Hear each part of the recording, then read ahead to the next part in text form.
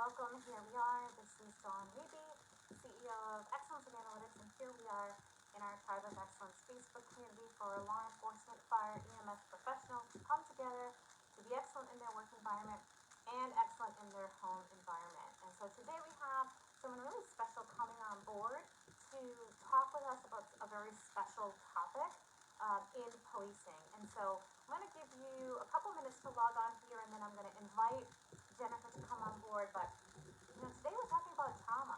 We're talking about trauma and overcoming trauma in the policing environment.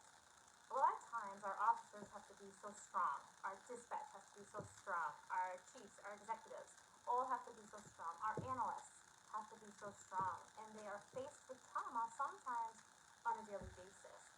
And what we're talking about today is, we're talking with a professional, a certified IRest trauma coach to really help guide us into helping to deal with some of the anxiety that we might experience at work as civilians or as sworn in a way that has been researched and dug into and has been extremely effective for so many police departments around the globe. So I'm going to go ahead without any further ado and invite Jennifer Boileau to come on in. I think you have. She's coming on in right now, so just give her a second to get settled on in here. And I can't be more excited to have Jennifer here. She is quite remarkable. She is, incredible. Her family is incredible, and I can't wait for you all to hear her story. She's a wife of a police officer who was in charge of SWAT and has spent many, many years helping law enforcement families really get through trauma. And for those of you who are not sure what SWAT is, those are the bomb team, or, someone who has to go into, when we the Boston bombings over here, they would go in and they would check the houses and ensure that, there was no bomber in there, right? Welcome, Jennifer. I can see you. Congratulations. We pressed the button. I pressed the button. We made it here. We're good to go. Hello, Sadie, Becky. I see a bunch of you guys popping on now. Jennifer, hello. How are you? Hi, I'm doing really well, thank you. I'm glad I just had to turn my phone. That was the magic thing to make me appear. So beautiful. I'm glad to be here with you today. And everybody else, hello. Absolutely. And so I know you might not be able to see the comments here, so I'm going to let you know what's happening. I might interrupt you if there's a question from someone here. But I just want to start with thank you, Jennifer, for being here with us in our law enforcement, fire and EMS community. I know you are also, have been in the law enforcement arena for, 20 plus years, I'm assuming, right? Probably longer than that at this point. Yes. And you and I exactly. You and I met through a wonderful program that connects, women entrepreneurs. And so I'm excited that we made that connection and that we're here able to serve this community in a very special way. So thank you for being here. Yeah, thank you so much for having me. I really appreciate it. Beautiful. So I could talk about this stuff all day, so I'm excited. Yeah, me too. I mean, because we have about 30 minutes here today to really drill down to some of your solutions around reducing stress and anxiety relative to trauma. But before we get into the specifics of that, I just want to give this group a little understanding of who you are, and a little bit about your family as well would help folks understand the angle that you come from. So go ahead and share who you are, what you do, and a little bit about your family and involvement in policing. Yeah, absolutely. Well, my husband and I met in grade school, so he wasn't a cop back then, but I guess he always was that protective kind of person in my life. But yes, we've been in this law enforcement world for over 20 years, and he's retired from police work right now, but he does work for the state now in another capacity, still in the law enforcement arena. So he couldn't quite leave completely. It was a little too early in life to do that. But we have 3 teenage daughters, which is interesting to have your dad be a police officer. I'm sure many in the group, if you have children, you understand how instantly you want to run everyone's background, right? So that being in this world has given me, this front row seat. So I always say, I never wore the body armor myself. I never wore the uniform, but I sure know the weight of it, right? So I was a special education teacher. Once we had kids, I stayed home. But that's when I started to really dive into how to support my own issues with anxiety. And in doing so, found great relief through yoga, meditation, and whatnot. And the more that I studied, the more I realized this needs to be throughout the law enforcement community. Like, I was seeing what my husband was going through, officers killed in the line of duty, my husband in really hairy situations, and other officers that he was working with. I was seeing the weight not only on them, but their families. And I just kept coming back to, I have to bring this into this world, because it is such a different, it seems on the outside such a different world, right? This whole relaxation side, when it's like, go hard, let's go, like, you know, like just drill down, push through it, all those pieces. So it's like, how do I marry these two?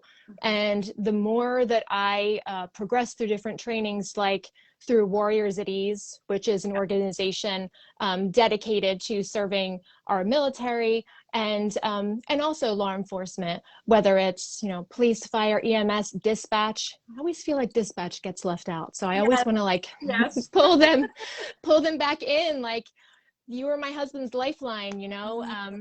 When he retired. 1 second, because we have a lot of dispatchers and a lot of analysts who need to hear that message. You are the lifeline, and you experienced trauma too, in a very different way. I mean, we have people who are called in at 2 a.m. as civilians, called in at 2 a.m. for a murder investigation, right? And they have to, they're heightened and they're stressed. Absolutely. Becky says dispatch is almost always left out, so thank you for that comment. I know.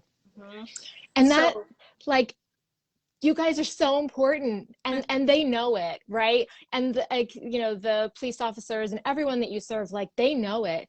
Like, when my husband retired, I asked specifically that he hates surprises. And I'm sure everyone in law enforcement in here, you're like, I don't like surprises either. No kidding, right? Like, they'd be like full control over everything that's going on. But I really wanted to surprise him and have my girls do a send-off for him over the radio. And oh, it makes me cry even starting to think about it. But he has a hard time listening to it. And even though it was such a happy thing, he has said to me, you know, this was like the best surprise ever, and I love it. But man, that radio was life and death for many situations. And so it was really hard for him. And I didn't realize that at the time. But it is hard for him to listen back to it, because the radio is such the lifeblood of what goes on when you're an officer out on the street. He was a part of SWAT for 18 of those 20 plus years, as a team leader, and was undercover for a very large portion of our marriage. I always said I looked like I was married to like 25 different people. My kids never knew, like, who's coming to pick me up from pre-K today? It's like, I don't know, like, he's gonna come in a drug car probably to pick you up, so just, like, you know, be okay with it. A lot of role playing in your marriage, I see. Oh, I think we lost you for a second. I wouldn't trade it for, what's that? I wouldn't trade it for anything, truly. And then, you know, from that work with Warriors at Ease and really understanding what that continued stress over time, what it does to the brain, what it does to the body, and how it affects not only your work performance, but how it affects your family, how it affects how you respond with your family. And I remember leaving that training and saying, oh my God, like, I understand my husband so much better now. Where was this training 15 years ago, you know? So that's a very important piece of my training. Accessibility is another big piece. We do have officers who were profoundly injured in the line of duty and are in wheelchairs, or maybe have been medically discharged either from the military or from their law enforcement work. So it's very important to me that everybody's included in the practices that I share. So whether it's a physical class, a yoga class, or if it's an IRest or integrative restoration meditation, which I'll speak to, class, that everyone's fully included. That's a real big piece. So it's like helping to foster that brain body connection, so that you're functioning as a human being at home, and then also you're really just sharpening the sword, like building this inner strength and resilience when you're at work, because you'll be better for it.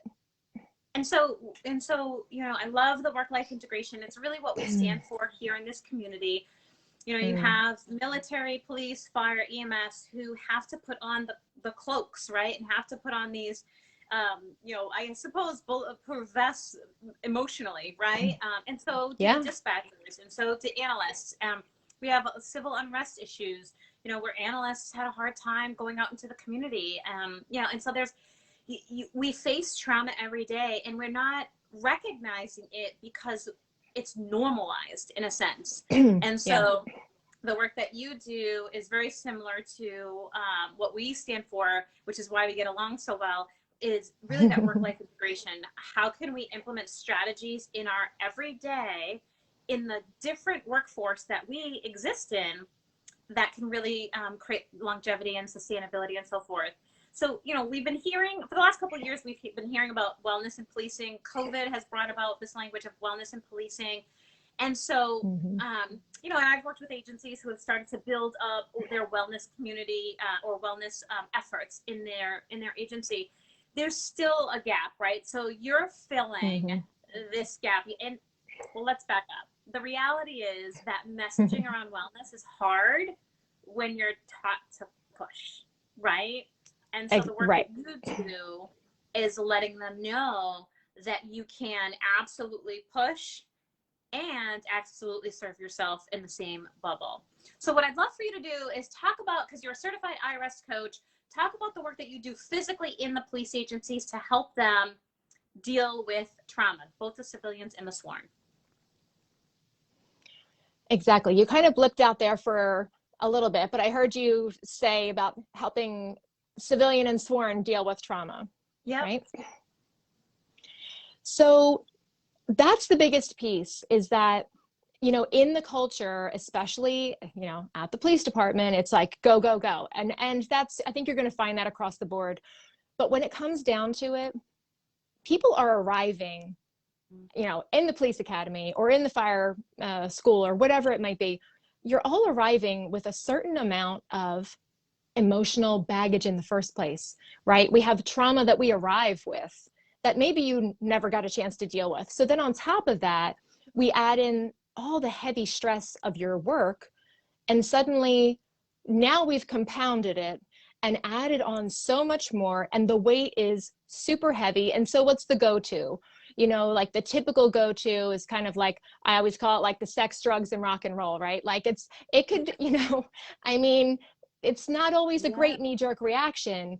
And a lot of people just reach for the lowest hanging fruit. And that might be, you know, drinking too much, right? Because that's kind of acceptable, right? There's all these other things that start to manifest.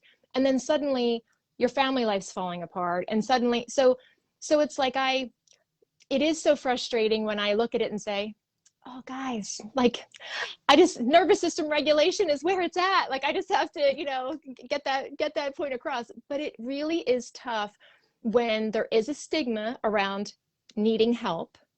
There is a stigma around, you know, looking weak, like, oh, you couldn't push through that. You couldn't handle that scene. What's the matter with you? You shouldn't be on this job. And I think that bravado really needs to like come down a notch. Right? Like we have to, from the top down, make that a priority and make it so normalized that we have these resilience practices in place, not as a reactive thing, because everything that I see when I look at policing, right, as a spouse, I feel like I've gotten a pretty good view. It's very reactive. Very reactive. And, you know, that's not how to build up morale. That's not how to build up wellness in your community. It's have an existing resilience practice in place so that if a high stress incident occurs, right, that person can just come right back into the fold. It come right back into the interactions that were already happening. So for me, that's a really big piece, building resilience. Stop being reactive in your department and start having some kind of resilience so that it's so normal. Like, oh yeah, there's always a practice going on. There's always, yeah, Jen has this meditation thing, and it's, you don't have to float around. You don't have to go into a cave and put a little loincloth on or anything. She's actually like helping me sleep at night. I mean, I have badass veterans who now sleep at night. Like, think about that. Vietnam. And haven't had a time to sleep. And now all of a sudden, just from experiencing, in particular, this meditation practice, because of what it does to support the brain, which we can't see that, right? So we're like, oh, I'm just stressed out. It's so normal to be stressed out. Suddenly, now, this practice is supporting the brain in such a good way and building up such a muscle memory, so to speak, that now they're sleeping. You know how good it feels when you finally get a good night's sleep. So like, and with sleep disruption already built into your schedule as a first responder, you know how miserable you are when you don't get enough sleep. Like midnights with my husband, forget it. Hated it. Right. It's not good. It's not good. No, nobody likes midnights. No. And so, when we take a step back and we think, Caroline says, this sounds like an amazing shift that people can actually incorporate into their lives. Yeah, I love the idea. Yeah, Caroline, I love the idea of normalizing sustainability practices. Sustainability practices. And really, what you said right there was kind of a gem. You're like, oh, any point in time, there's a practice going on. And I want to pause here because this language might be new for some folks in terms of, what that could look like. And so, if we're normalizing practices, what would be, because you work with agencies to build this out, right? And so if I were an agency and you were like, Agency Dawn, here's what you need to do first to build this out, what would be that recommendation for me? Right off the bat, IRest, or integrative restoration, is the first thing I think of, because it's the quickest piece that can be implemented with the least amount of physical space efforts and whatnot. I could walk into a room of 400 people, share a practice, and each person will have a completely individual experience. And that's a really important piece. I think something like this, that is a research-based practice. Everything that I share is research-based because I think it's the teacher in me. I love some data. I want to see the proof. Like I think everything, things sound nice, right? But it's like, I want you to tell me why, and I want you to prove it to me before I invest this much of my time into it, which I have invested a ridiculous amount of years and years and years now to these practices, because they are research-based. So I think that really is the largest piece, because it's a non-pharmaceutical support to your staff, right? And it's helping people get out of their heads and into the somatic experience, the felt senses in the body. So, when your officers or whatnot are really just, at this point, people are retiring at record numbers. People are being asked to work crazy extra shifts. It's just a nonstop thing. I hear it from EMS an awful lot, that they're just worked to the hilt. These kind of practices help you get out of the busyness of your mind and help you get into these somatic felt senses in the body. And yes, you are taught to override most of them, and overriding those things, like running into gunfire when everyone else is hightailing it the other way, you do have to, and I understand that piece needs to be there, right? Because no logical civilian is going to run into the gunfire the way my husband has, right?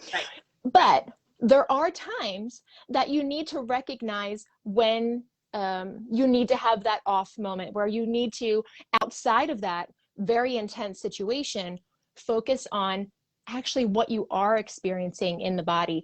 It will change everything, and suddenly you're creating new neural pathways in the brain.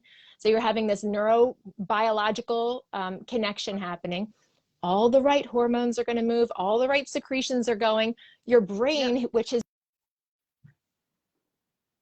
is going back certain areas of the brain that grew or shrunk with the stress, they're coming back online. So you know, that would be the first thing. Yeah, that would be my very first thing. You're breaking up just a little bit, but I think I get the gist of what you're saying. You know, really creating. So I've been doing a lot of study, most recently around body optimization, how our body systems work, how to optimize, how to reduce cortisol levels quickly, and then make sure that they're in operation when they need to be in operation. How to touch into the neural pathways and all that fun stuff. And so the language that you're speaking right now is certainly up my alley because it is research-based, right? And what I love that you're talking about is don't wait for the crisis to happen. Create these somatic experiences ahead of time so that you're programming your brain to be able to absorb differently when trauma does exist. And so I think about, you know, if someone was to just go grab any meditation or any yoga, I mean, it's good. And that's a first start for some folks. And so if that's, I see a lot of people commenting here. Yeah, exactly, Michelle. People don't make it to that deal later part. Yeah. I think a lot of folks here are like, okay, so I got to meditate. You know, there's so much scientific research around the benefits of it. But what I like, so that in and of itself is phenomenal. But what I like about what you do is that it is specifically for trauma in law enforcement, fire, and EMS, which is different. I mean, you have an analyst or a dispatcher or an officer, or you have a chief who's coming into work. We're looking at victims. We're looking at, you know, babies on an autopsy table. We're looking at these things that could be very traumatic to us. And so I'm not sworn, I'm civilian. But as civilian, my job was to identify patterns of robberies, rapes, murders, you know, all of that stuff, do intelligence investigations. We have folks over here who are like, their job is murder, right? No, their job is studying murder. Yeah. Well, yeah. Right? I hear you. Even not, so the frontline people, yes, but even the backline people, we have trauma in a very different capacity than what's traditional, right? So traditional meditation, traditional yoga, traditional things like that can help. I'm a guru, right? Like I'm like, yes, yes, yes. But you take it to the next level and really implement, you know, first responder specific influences. And so, you know, if an agency is like, hey, because you're working with an agency right now on a 2-year project to get this all done, to get their people talked to by you, to set up some online stuff for them as well. If an agency is saying, you know, who do I talk to about getting this started? You're freezing, so I'm going to walk with you. I'm going to try to go to a different spot and see if that'll help. Okay. All right. That's Am I still breaking up for you? Yes. Sorry. Yes. All right. You're just going to have to forgive me because my lighting's not cute when I go upstairs, but it's okay. You're gorgeous. So I'll show you some of the comments here while you're getting into place there. Michelle says compartmentalize, but folks don't deal later. Caroline says this is something we can all use in our daily lives. Absolutely. And you know, but recognizing that there is a difference with critical response. There is a difference with even, you know, like statisticians, right, who work at a police agency. They're like, oh, all I do is statistics. But they're still in the environment. They're still seeing victims. 100%. They're still all in there. And so addressing the specific needs of the first responders, they're very different. So how does someone start working with someone like you to help them understand how the regular practices are just a bit different than what you do? Yeah, so, and everything you were just speaking to, I mean, vicarious trauma all the way. I just did a program for the court system, for the judges and the clerks and everybody else who's experiencing all this vicarious trauma. You don't, you know, it can be secondary. You don't have to be on scene, right? Like the spouses, geez, hello. Yes. Secondary trauma all the way, right? So what I've been doing is I've been doing a lot online, to be honest, because with the department having people spread over such a large span of the state, that is a really easy way. Now, if you have, say you have a yoga studio or something that you like, where you like to go and you want to, you know, do a practice where you are physically moving, you know, all the research in trauma all points to the same thing. You need to move your body. Yep. You need to have some kind of breath practice, and something to engage the mind. And that's where I come in with integrative restoration. When you're doing those things, you're helping to process trauma. Now, not every yoga teacher is a trauma-informed or a trauma-centered teacher. So you might find yourself in a class, or maybe you've gone to a class before and you think, like, I don't know what this chick's saying. I am not coming back to this. This is not for me. She's making me bend myself into a pretzel. Like, I am not a pretzel bending kind of teacher, okay? Everything that I do as a trauma-informed teacher is helping you get more grounded, helping you connect with these felt senses in the body. So it is important that you kind of think about that. You know, maybe ask them or look on their website and see if it says anything about being a trauma-informed teacher. That's a really important piece. And also, especially with the law enforcement and military world, being so aware that you guys, I'm just gonna guess, you don't like to close your eyes probably in places that you're unfamiliar, right? And that's another reason why when I work with officers or veterans, whatnot, it's nice to do it over Zoom, because I can still be very personal with everyone, but you're in your own space. Yeah. And you can have that comfort level that maybe you can't. Or I've taught at the FOP building when, you know, it's just them in their building, and everyone's guns are right on the table behind them and everything's fine. So that's not a typical yoga class, but that's what mine look like. And and I wouldn't have it any other way. I love it. I love it. But so that's an important piece. That trauma-informed piece is a very important one, and it's not one that you find in every teacher. So just know that if you have had an experience that's kind of like, I felt a little weird, don't throw it all out together.